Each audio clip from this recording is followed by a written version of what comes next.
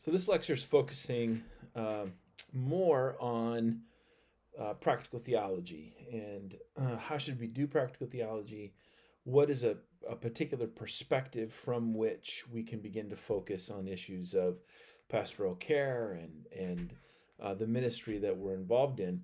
And the one that I want to emphasize is Christopraxis. So Andy Root talks about this, and he talks about it in the terms of God as minister. And I think for us, what's important is to think about practical theology as a form of theological reflection on things that are happening. And so we want to emphasize that, again, the focus is on God's action.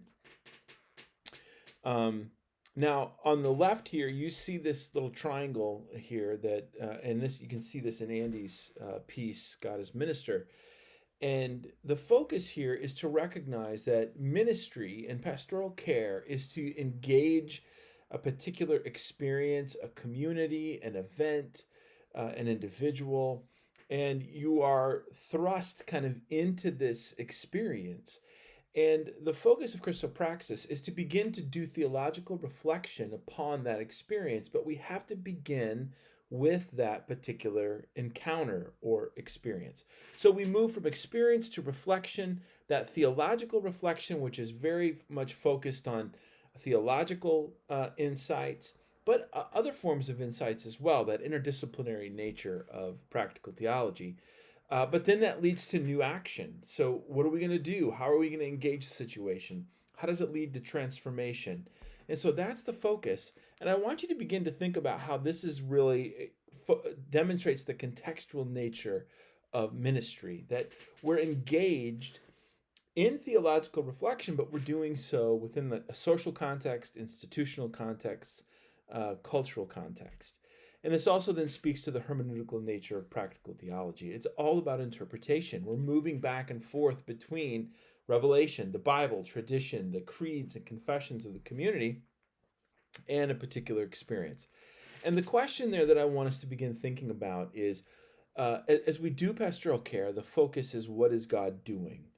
And then how do I participate in God's action? So what we're going to emphasize is God is at work in the world. And to do pastoral care and ministry is to be invited to participate in what God is doing.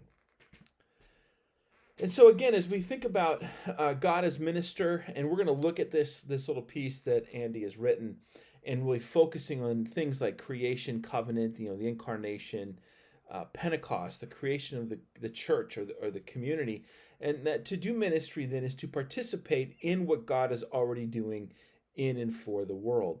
And so the focus becomes God's redemption and salvation in Jesus Christ, the grace that God has given us, but also speaking about the power of restoration and new creation. So we want to speak to hope. Where is it that God is bringing us? How is new creation breaking into this world? And how do we as pastors and youth pastors enter into the lives of young people to become signs of God's love for this world and signs of what God is at work doing in Jesus Christ? Now, there's another piece that we're going to look at in class together, but thinking about Richard Osmer's work, where he talks about the 4 tasks of practical theology. And I think these are important, and I think they fit well with what Andy's work is trying to do. And so the descriptive empirical task is really the first question we have to ask as we engage any experience, any community, is what's going on? And so we're gathering information, we're discerning the patterns and the dynamics, just trying to figure out what is happening. And then the interpretive task, where we're asking the question, but well, why is this happening? Why is this going on? And then this is where we begin to draw on theories to kind of help explain the patterns and dynamics. Here's the interdisciplinary work as well, as we think about going to psychology, sociology, biology. I mean, all of these different areas of study are going to help us begin to kind of think through, all right, what is happening and why is this happening? The normative task for Osmer is the ought question. What should really be going on here? And we got to be careful with the ought question and the should questions. and be careful about what we describe as normative. And for the normative task here, what I want us to think about is what it means to live as human beings made in the image of God in proper relationship with God, neighbor, and creation, and that is what we're hoping for. And this is where we begin to use theological concepts to interpret and kind of think about the norm of what that even means and what is going to guide our response as we engage in pastoral care. And then the pragmatic task. How might we respond? What are the strategies for actions that initiate change?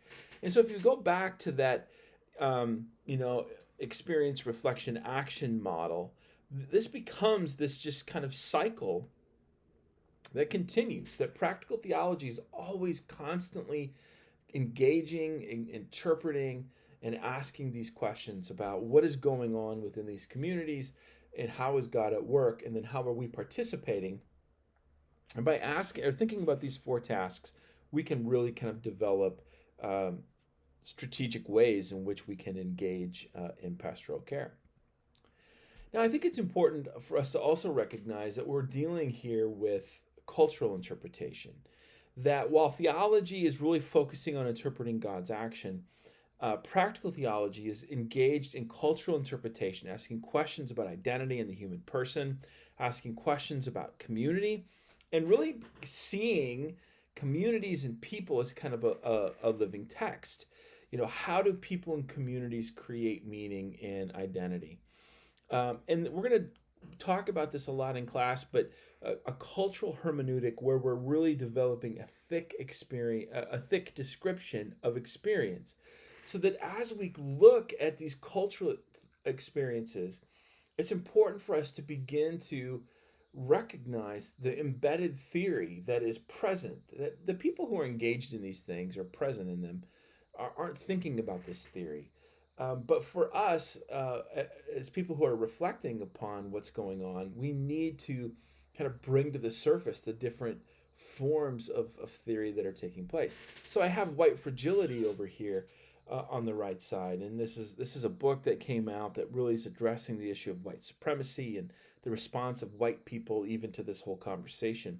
And we're going through this experience right now as we think about the Black Lives Matter movement, racial movements that are really going on, that we've had this heightened sense of race. And what's interesting is as we think about white fragility and white supremacy, many people, they don't even want to begin to think about it or talk about it because they assume that you're calling them a racist, or that they've been racist to people of different ethnicities or whatever. And that's not what this whole conversation is about. The conversation is about ways in which our social structures and our cultural structures have been set up to benefit particularly white males. And then what does it mean to become aware of that and then begin to slowly tug at and transform some of those things? So that's an example of cultural interpretation that we want to be engaging in as we do pastoral care. Now, the example that I always use, and I don't know if this will make any sense, but I'm a big baseball fan. I used to coach baseball. And to talk about, the embedded theory, there's a lot of embedded theory in hitting a baseball. I know when I was in high school and playing high school baseball, there was a real emphasis on linear hitting and kind of hammering down on the ball. And now there's an emphasis on rotational hitting. And so on the left, you have a picture of somebody who's doing linear hitting, kind of hammering on the ball. And then on the right, you see Nelson Cruz. It's a picture of linear hitting. And the way they talk about it today is launch angle, getting the bat on the plane of the ball. But what's important about this whole conversation is the theory that is embedded within hitting. So here's a video, and I don't want to play the video, but just to talk about this a little bit, linear hitting really developed in part because of aluminum bats. You want to hit the top half of the ball, hit down on the ball, because in high school there's a greater chance that people are going to make errors, so you have a greater chance of getting on base, if you hit the ball on the ground, there's a greater chance of error happening. Um, and so linear hitting develops in part uh, because of some of these ideas and some of these things. So there's things embedded within the practice, at least in high school in the 80s and 90s, that really have not as much to do with hitting a baseball and more to do with some other things. Um, and rotational hitting then is actually about the mechanics of getting the bat on the plane of the ball, hips, all these different things. And the point is whether it's baseball or football or whatever sport, you do these practices over and over and over and over. And sometimes as a player, you're not quite sure why. Um, but really, these practices are grounded in theory. There's reasons why they do them a certain way, and then there's reasons why they change. And all of a sudden, you'll get a paradigm shift, and you'll move from this way of doing things to an entirely different way of doing things. But theory is always embedded in practice, and that's what we want to begin thinking about. So you gather together for a youth ministry night, and you just watch to see what's going on. There's things that they're doing. They may not always be consciously aware of the theory of what's behind it, but they're doing it anyway. And how do we help kind of tease out that theory and in that way begin to reflect more deeply on practice and the practices of a community and the life of a community. So this baseball stuff is just a way of kind of trying to get us to begin to think about embedded practice. So practical theology then is really reflection upon practice. So as we think about the word praxis is really a way of thinking about action, and it's where kind of theory and action come together. And so we want to begin thinking about, right, what's going on? What is the concrete experience of the community? What beliefs? And then the theory piece, the reflection piece, is what are the beliefs and ideas that are forming and shaping what's happening? Again, think about hitting a baseball. Why linear hitting as opposed to rotational hitting? To dig into it, you start to ask questions about theory. What are the beliefs that are shaping and forming what's going on? And then we refer to this as a thick description. We're engaging the theory-laden practices. Everything we do has theory, right? There are reasons why we do them. There are beliefs and assumptions for why communities do what they do, but sometimes those things are buried deep. And our goal in doing pastoral care and doing practical theology is to bring those to the surface and begin to ask questions about them. And so another way of thinking about this whole thing is a move from praxis to theory to new praxis, or experience, reflection to new praxis. The goal is transformation. The goal is trying to seek transformation within communities, within relationships, within individuals that brings change and life-giving transformation to people's lives. But to do that, we gotta dig a little deep in that interpretive action of trying to really ask what's going on here. What are the beliefs and ideas that are kind of embedded and need to be brought to the surface? Another way to think about this is phronesis, or a form of practical wisdom.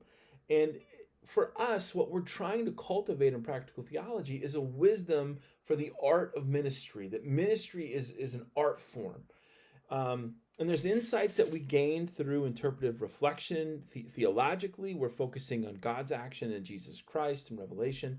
And then to get that thick description, we're really looking at cultural interpretation. And as I've been saying all along, all of this speaks to the interdisciplinary nature of practical theology. That we're bringing together this focus on God's revelation, but also on our human experience. And this is where the other disciplines come in. Now, I want you to also begin to think about these arts of ministry. As we think about practical theology, we're talking about pastoral care, preaching, worship leading, counseling, teaching, youth ministry, Christian education. There are ways of doing these things that we need to reflect upon, and we need to cultivate a practical wisdom, a phronesis, that informs how we're doing these things, how we're reflecting upon them. So that, yes, youth ministry is about getting together with kids and throwing pizza parties and having lock-ins and all of those things. but not just for the sake of doing those things. What's the kind of embedded theory in a lock-in? What's the embedded theory in gathering together on a Sunday night or a Wednesday night? And so we really want to focus on these, experience, reflection, action. We do cultivate a wisdom that helps us do this work within the Christian community, where we're seeking change and transformation.